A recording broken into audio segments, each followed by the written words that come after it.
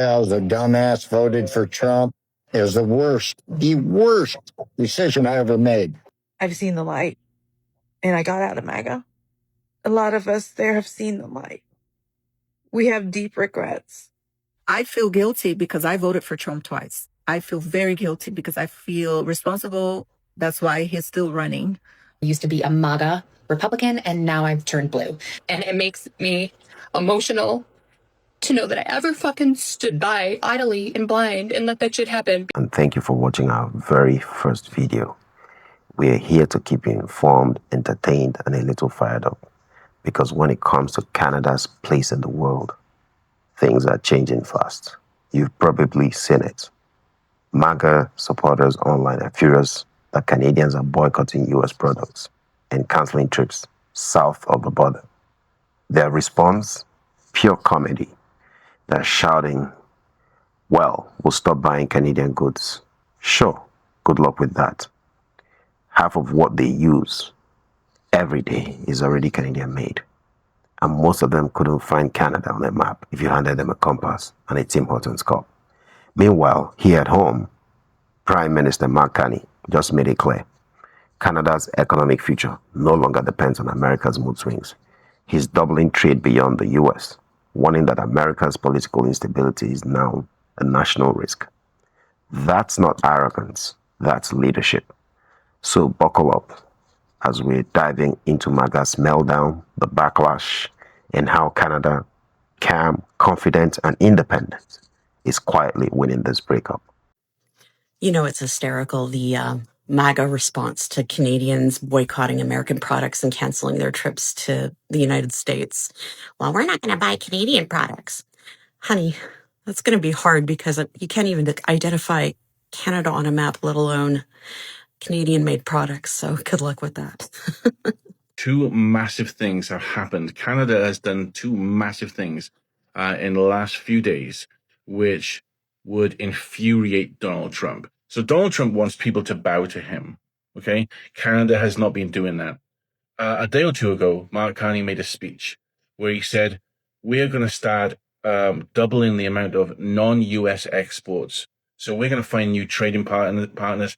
He said that we cannot rely on the United States anymore. That trading partnerships that we once had is gone. We're moving on. The bus is gone. We're on that bus. We're moving on. We are not going to be bowing to the United States anymore. We'll find our own path. That will infuriate Donald Trump because he wants to be bowed to.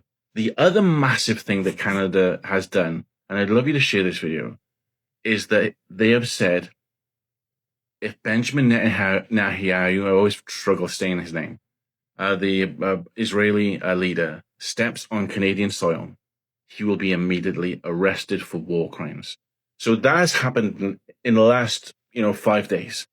And those two things would burn Donald Trump from the inside out. It has nothing to do with advert, even though those were Ronald Reagan's words. Let's be honest. MAGA supporters are always angry about something. Gas prices, grocery bills, jobs. They blame everyone but themselves. Their hero promised to drain the swamp and instead built a luxury resort in the middle of it. He said he'll bring back manufacturing. He didn't. He said he'll stop foreign wars. Now he's flirting with another one in the Middle East. And even his own followers are calling him a sellout on Truth Social. Look at the comment threads. Lifelong MAGA voters turning on him, saying things like, no more foreign wars, and America first is dead. It's like watching a reality show where the cast suddenly realizes they've been conned by the host. And while they rage online, Canada is moving forward. Prime Minister Carney has declared a new trade era, doubling exports outside the United States and expanding economic partnerships across Europe, Asia, and Africa. He's also made it clear that Canada stands for the rule of law, even warning that any foreign leader accused of war crimes will face justice if they set foot on Canadian soil. That kind of moral clarity drives MAGA world insane. because it reminds them that leadership doesn't mean shouting. It means showing strength through principle.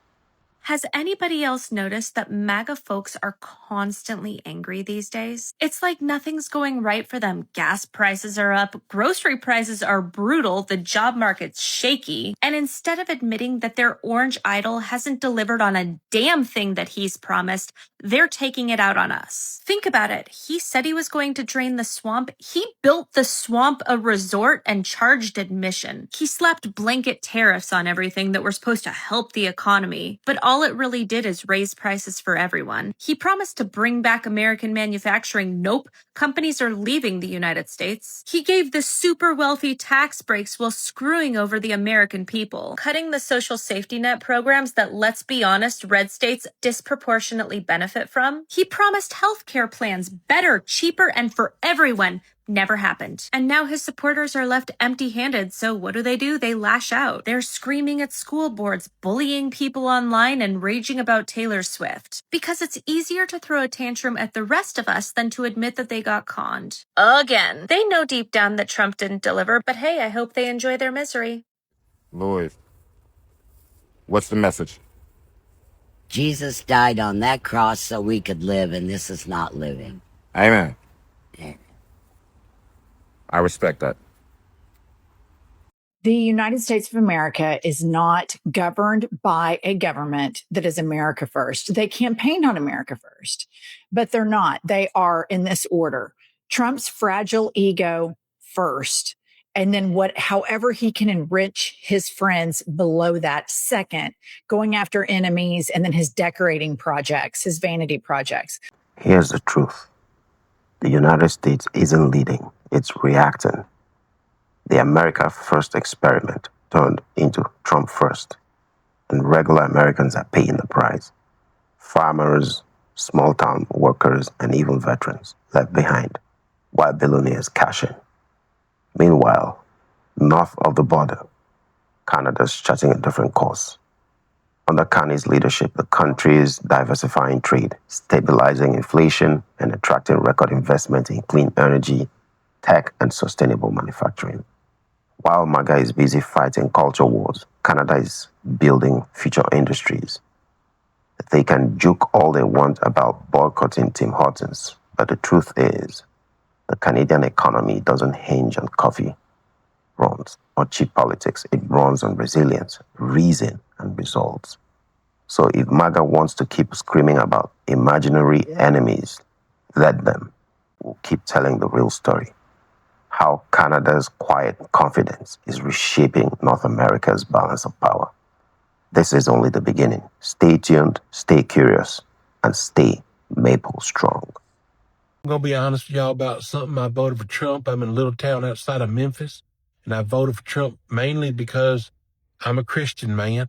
Been Christian, I guess my whole life. And Trump said he wants to help the Christians, And then he had me all scared about the Mexicans, saying they're rapists and whatnot and drug dealers and all that. And he said, I'm going to help them.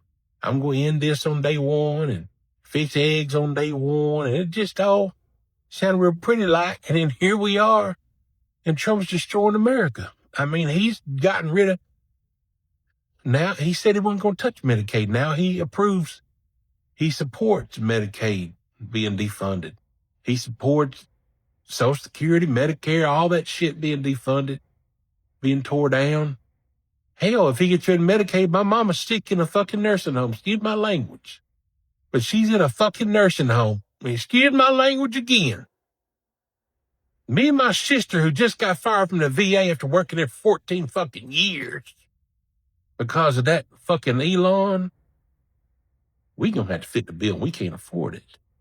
We ain't rich people. I live in a small town. We can't afford it, y'all.